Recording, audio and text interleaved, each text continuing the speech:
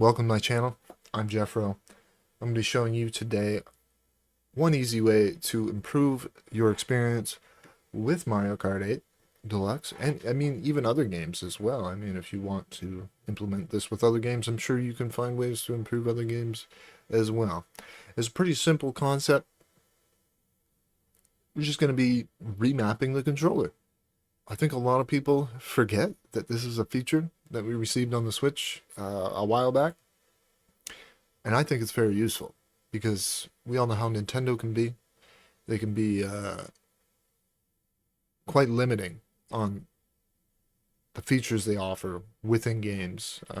Like a lot of games just provide the ability to remap buttons within the game itself. And I'm not sure why Nintendo doesn't do this, but regardless, at least they've given us options to get around it. And that would be in the form of the actual option to remap the system controls. And it affects the controls globally across all games, all menus, all that stuff. It can be a little confusing and a little bit of a learning curve to get used to, but I think, in my personal opinion, sticking with the default controls is kind of archaic. It's a very old school button layout, and I get it. Mario Kart's been around for a long time. It's been around for a very, very long time. Simple as that. And a lot of people are used to the standard controls. Makes sense. Perfectly fine.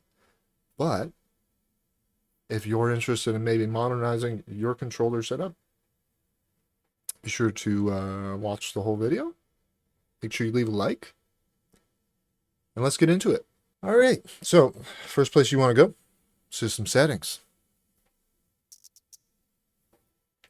Go pretty much all the way down to the bottom. Controllers and sensors. Change button mapping. Okay.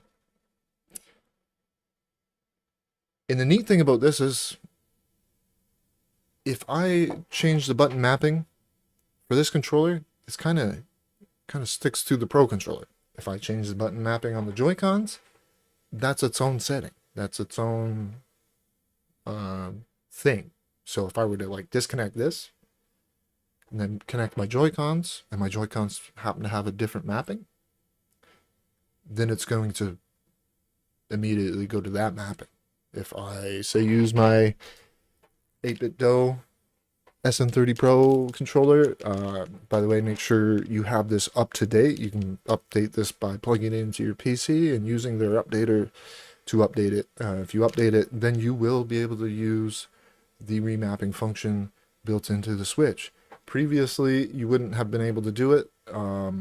Also, not just that, maybe you use a 8-bit Do adapter, such as this. And this lets you use controllers like the PS4 controller, Xbox controllers, as long as it's a Bluetooth Xbox controller.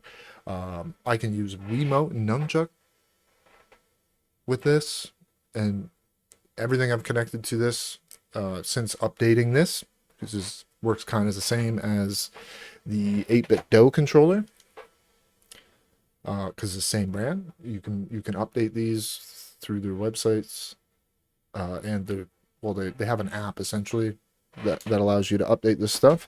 Once updating it, it allowed me to do remapping. I mean, you can do remapping through their app on the PC, but I think it's better to do it locally on the Switch if that is an option provided. So basically,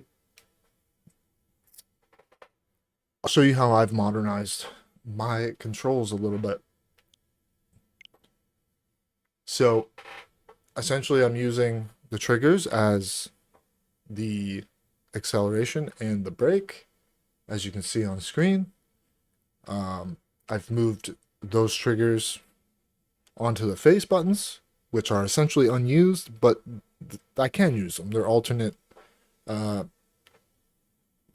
weapon and drift options. And then I have the R button mapped to the Y. So essentially I drift using the Y button. And then my look behind is mapped to the B. Obviously, you can mess around with this. You can use your own method, something that's more comfortable for you. Me personally, always pressing A to accelerate, it just hurts my thumb over time. And in most modern racing games, I think if you're a fan of racing games, you probably know this already. Most of the time, acceleration and brake are going to be on the triggers because they resemble like a gas pedal or a brake pedal, like in a car. Makes sense, right? Either way, this is the layout I've chosen. It works well for me. You can always mess around with it, but I think this is one of the best ways that you can easily make your controller more comfortable. Because I mean, if you're playing the game for extended periods of time, most of you know the hands can tend to cramp up, and while my hands still get a little sore after long play sessions with this layout, it still allows me to go much longer and all that fun stuff. So maybe consider trying it yourself. I'll hop into I'll just do like a single player.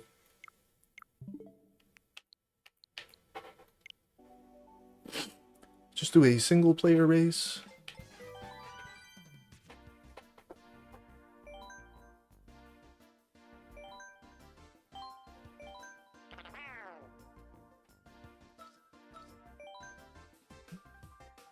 Well, yeah.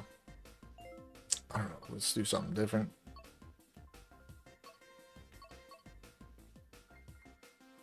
Why not? Let's do Rome Avanti. So, if you find this video useful, of course, be sure to leave a like. If you don't like the video, leave a dislike. You think I'm an idiot? Leave a dislike, you know, whatever. Either way, let's try a race out. If you watch my streams, you probably already know that I race with a different button mapping aside from the default.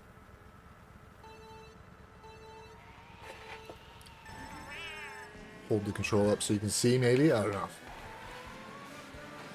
So, if anybody's ever played just pretty much any racing game that have some sort of drift mechanic, oftentimes the drift button or the e-brake button is going to be on one of the face buttons.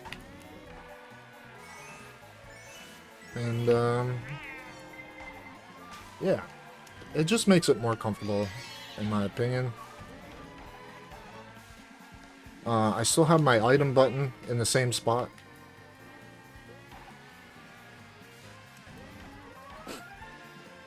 And, I mean, you could always switch it up, do a slight variation. Maybe instead of having the brake on the left trigger, you could have the drift on the left trigger.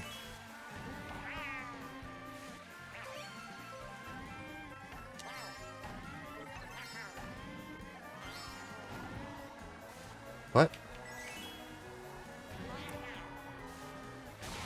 Once again, if you found this video to be useful, share it with a friend, maybe.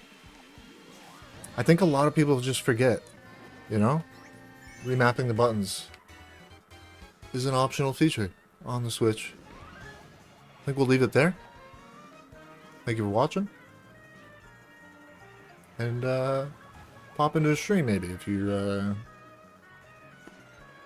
find yourself enjoying your time on my channel. We get a little rowdy. We get a little out of control, but we have a fun time. And that's the main goal. Just having fun. Acting like a goofy goober.